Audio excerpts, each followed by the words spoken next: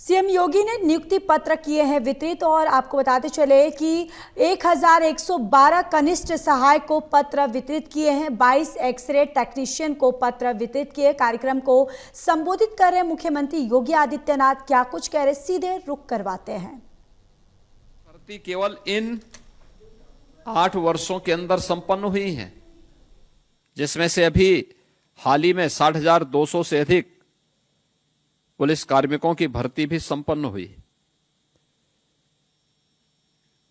मुझे याद है जब पहली बार हम लोगों ने पुलिस की भर्ती करनी प्रारंभ की थी, जगह खाली थी, लेकिन हम लोगों को ट्रेनिंग करने की समस्याएं खड़ी हुई थी। भर्ती हमने 50,000 की निकाली, भर्ती किए तो हमारे पास ट्रेनिंग सेंटर नहीं थे। हमने जब रिव्यू किया तो पता लगा केवल 3,000 पुलिस कार्मिकों की ट्रेनिंग एक साथ हो सकती है, इससे ज्यादा नहीं। हमने मिलिट्री, पैरामिलिट्री, अन्य राज्यों के ट्रेनिंग सेंटर लिए, तब किसी प्रकार से उस ट्रेनिंग को हम पूरा कर पाए थे।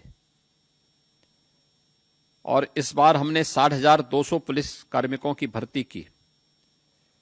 आरक्षी पुलिस की इस भर्ती में 60,244 भर्ती की प्रक्रिया को संपन्न करने के बाद आज उत्तर प्रदेश के ही ट्रेनिंग सेंटर में सभी नौजवान अपनी ट्रेनिंग ले रहे हैं और बेहतरीन सुविधा हम लोगों ने वहीं पर उनको दे करके उत्तर प्रदेश के अंदर इंफ्रास्ट्रक्चर को इस रूप में आगे बढ़ाया है।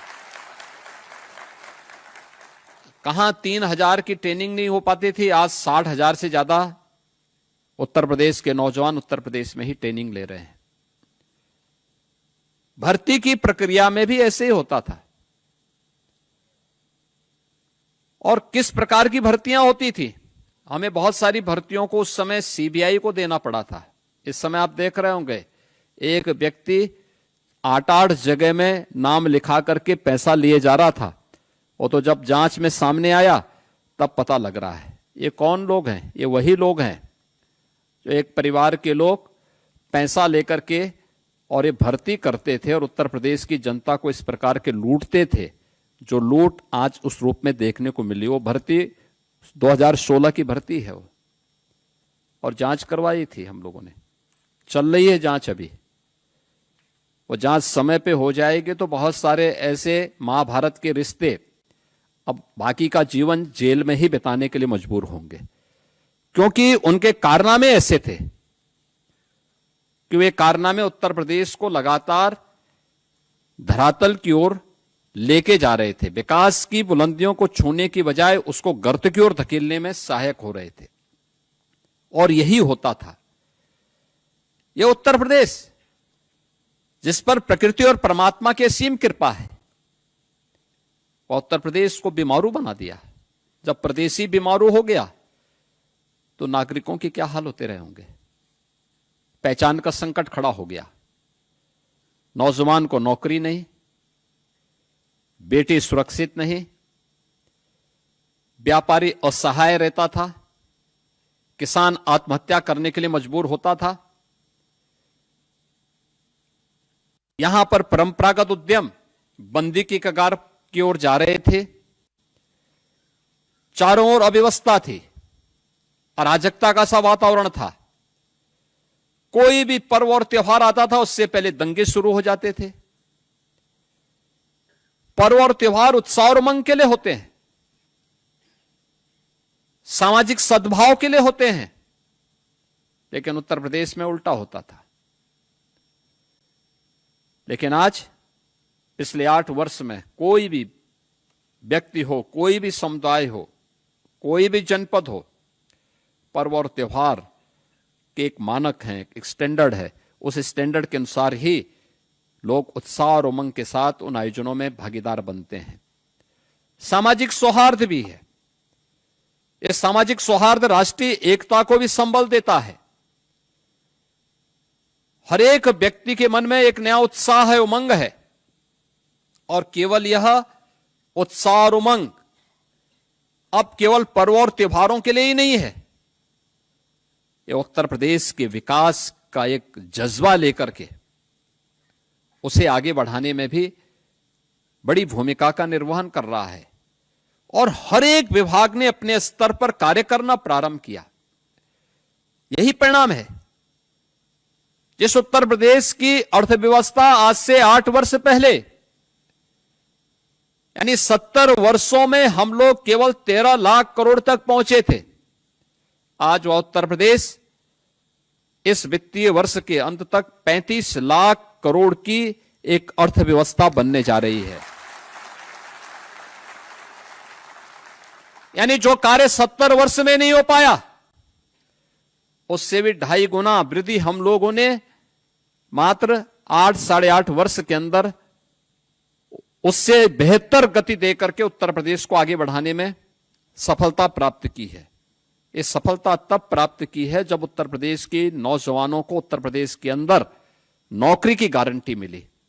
निष्पक्ष और पारदर्शी तरीके से भर्ती की प्रक्रिया जब संपन्न हुई, तब ये परिणाम हम सबके सामने आते हुए दिखाई दिए।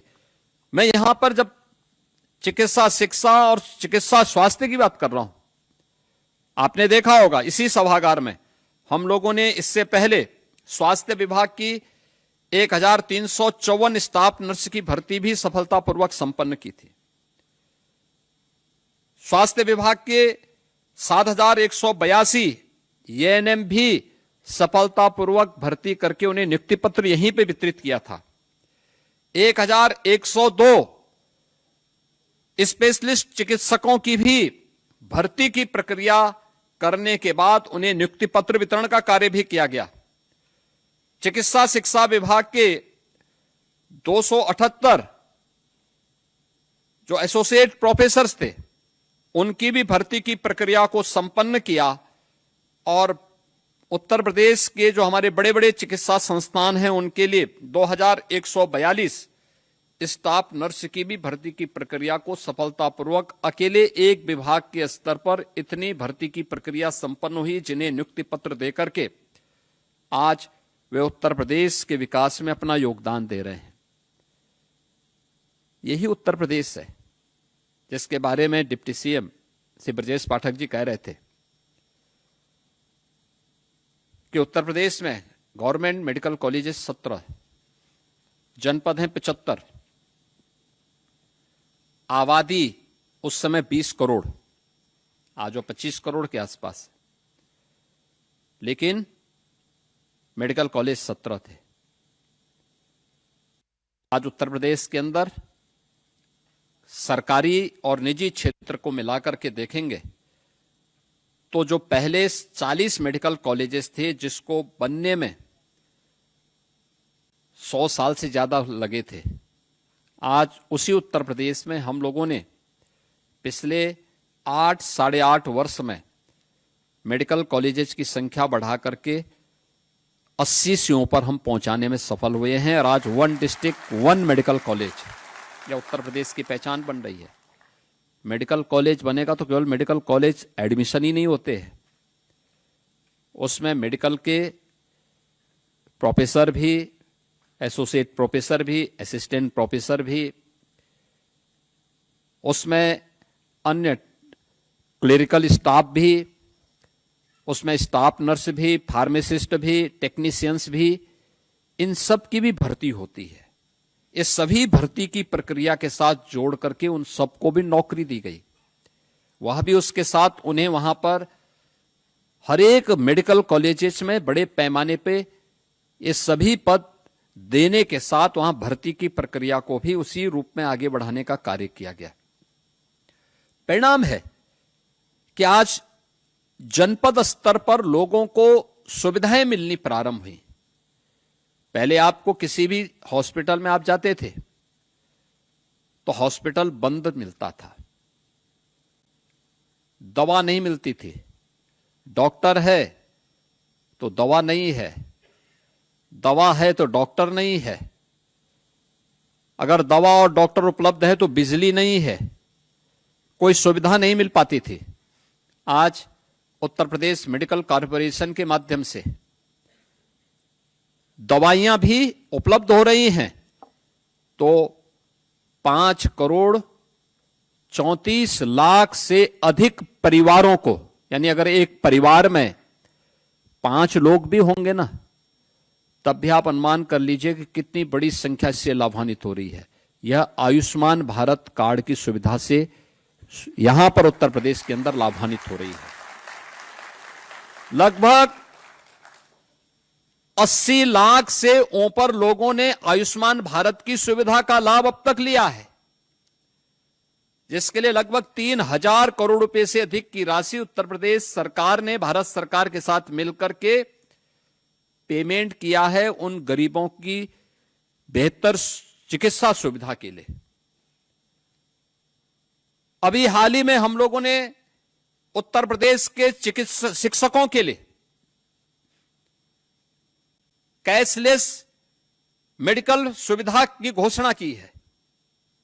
आप अनुमान करिए कि 11 लाख शिक्षक यानी 11 लाख परिवार, सीधे सीधे 55 लाख लोग सीधे सीधे इस सुविधा से लाभान्वित होने वाले हैं। यानी आज सरकार के पास क्षमता है तो सरकार ये सुविधा उनको उपलब्ध करवा रही है, और वह गवर्नमेंट मेडिकल कॉलेजेस में भी, इम्पैनल्ड हॉस्पिटल्स में भी ये सुविधा प्राप्त कर रहे हैं। पहले इक्के दुक्के हॉस्पिटल में, लखनऊ में या बीएचयू वगैरह में छोड़ दिया जाए तो बाकी कहां, आईसीयू कहीं भी नहीं था, ब्लड बैंक नहीं मिल पाता था, डिजिटल एक्सरे, कलर डॉपलर नहीं मिल पाता था, सीटी और एमआरआई तो बहुत दूर की बात है। आज उत्तर प्रदेश के अंदर आप देखेंगे हर जनपद में ब्लड बैंक है, हर जनपद में आईसीयू की सुविधा है। हम लोग जब 17 में आए थे तब उत्तर प्रदेश के अंदर 2/3 से अधिक जनपद ऐसे थे जहां पर एक भी आईसीयू के बेड नहीं थे। आज उत्तर प्रदेश के अंदर हर जगह आप जाएंगे, आपको वहां पे आईसीयू के बेड भी मिलेंगे, मिनी आईसीयू भी मिलेंगे, डिजिटल एक्सरे की सुविधा मिलेगी, ब्लड बैंक भी मिलेगा। किसी भी प्रकार की वायरस जनित, विषाणु जनित बीमारी में जिसमें प्लेटलेट्स काउंट कम होते हैं तो ब्लड सेपरेटर यूनिट या इस प्रकार की सुविधा भी वहां लोगों को, एक सामान्य गरीब से गरीब पेशेंट को प्राप्त होता है। डायलिसिस की सुविधा सभी 75 जनपदों में फ्री में सुविधा, हर गरीब के लिए फ्री में सुविधा। ऐसे ही हर एक क्षेत्र में यह सुविधा उपलब्ध करो। यानी अगर मेडिकल कॉलेजेस की संख्या, हॉस्पिटल्स की संख्या बढ़ी है तो जनता को दी जाने वाली सुविधाएं भी उसी क्रम में बढ़ाई गई हैं। टेक्नीशियन हो या फिर कनिष्क सहायक, ये किसी भी संस्थान की एक बैकबोन होती है, उसकी रीढ़ की हड्डी होती है। आप अगर अपनी कार्य पद्धति को ठीक करेंगे, बहुत सारे लोगों को सहायता मिलती है। कनिष्क सहायक क्लेरिकल काम उसका होगा, लेकिन अगर वह अपनी कार्य पद्धति के माध्यम से फाइल में तीव्रता ला दे,